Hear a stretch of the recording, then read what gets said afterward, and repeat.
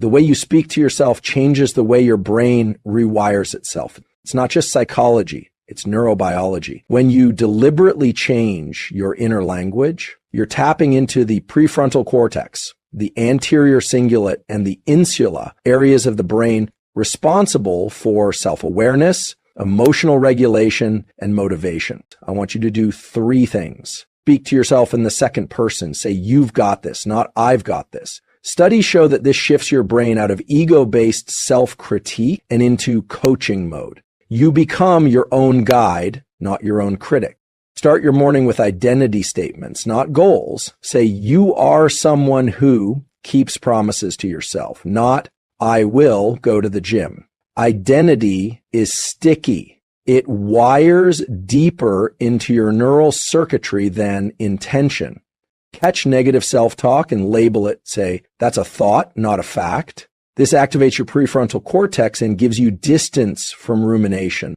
This isn't motivational fluff. It's neuroscience. The brain listens, the body responds. You'll start to become the voice you needed to hear. When most people engage in internal dialogue, they default to first-person language. I'm anxious, I can't do this, or I need to be better. While this might feel natural, studies in cognitive neuroscience and sports psychology reveal that this internal narrative style is actually limiting, especially under conditions of stress or high cognitive load.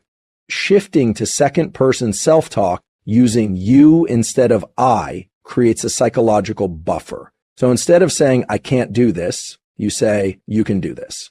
The change might seem subtle, but the effects are profound. When you use you, your brain responds as if the guidance is coming from someone else you trust, like a mentor or coach, which increases compliance and decreases resistance. This shift in perspective has been shown to improve self-regulation, boost emotional control, and enhance problem-solving under pressure.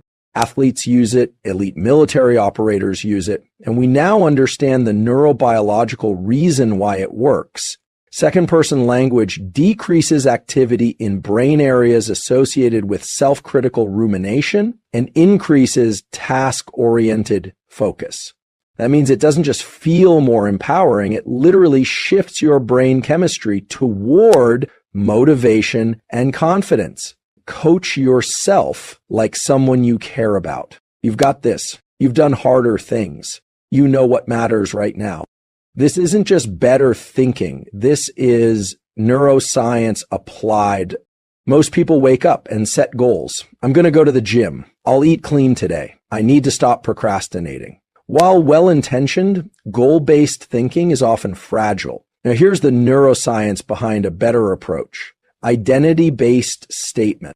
When you say, I am someone who follows through, or you are the kind of person who shows up no matter how you feel, you're not just setting a goal, you're activating neural networks related to self-satisfying and default mode network integration. That means you're teaching your brain who you are, not just what you want to do. This taps into something we call self-referential processing. The brain treats identity as something sacred and non-negotiable. So when a behavior is tied to your identity, not just a temporary desire, your nervous system fights harder to maintain it. This gives the statement emotional weight and stickiness. When you act from identity, you're not struggling to become something, you're expressing something you already are. That removes internal resistance. And in terms of neuroplasticity, that's crucial. Repetition of behavior tied to identity forms stronger, more stable neural pathways, the kind that actually hold under stress. So instead of saying, I will try to be productive today, say, you are the kind of person who handles hard things and doesn't make excuses.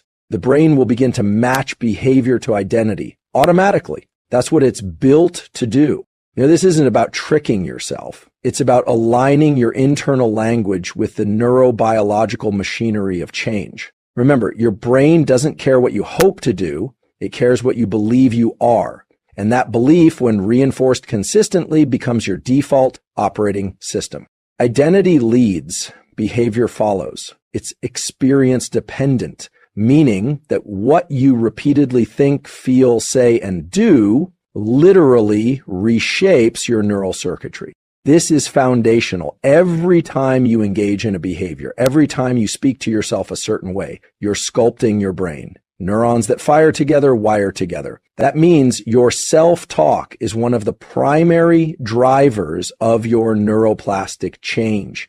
When you tell yourself, I always screw this up, or I'm not disciplined, and you repeat that narrative, the brain doesn't debate you. It rewires to support that version of reality. It creates and strengthens circuits that recognize that as truth, and that becomes your perceptual filter. But here's the upside. You can reverse it. You can reshape those circuits by deliberately introducing adaptive, empowering language over and over again. This is why the way you speak to yourself, even if it feels fake at first, matters. Because plasticity isn't about what feels true right now. It's about what gets repeated. So if you want to change, not just think about changing, you need to understand this principle. Your brain becomes what you do most often with the most focus. You are not rewiring your brain by thinking once. You're rewiring it through repetition with intensity. Neuroplasticity doesn't care if your self-talk is positive or negative. It only cares if it's consistent and emotionally salient. So every time you speak to yourself with clarity, discipline, or courage, you're not just changing your mindset, you're training your biology to align with your best self. The work is daily. The change is cumulative. The brain listens.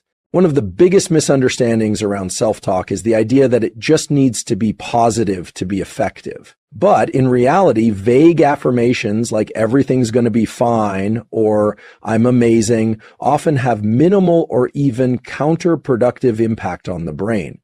So here's the rule. Precision beats positivity. If your self-talk is going to create neurobiological change, it must be anchored in context and specificity. That means instead of saying, you're great, say, you've prepared for this. You've executed this exact process before under pressure.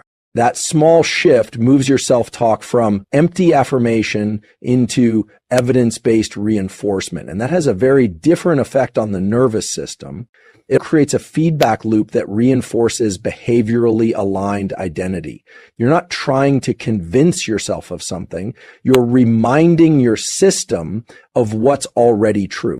So don't just say, I'll do better. Say, you're the kind of person who stays calm during feedback. You know exactly what to adjust, and you're already doing it. The bottom line, positivity isn't the goal, precision is. And when you practice using precise, situationally relevant self-talk, you're not just giving yourself a motivational boost, you're coding your brain for resilience, consistency, and performance. Commit to speaking to yourself with precision, identity, and deliberate self-leadership. You'll begin to change not just how you feel, but what your brain becomes capable of.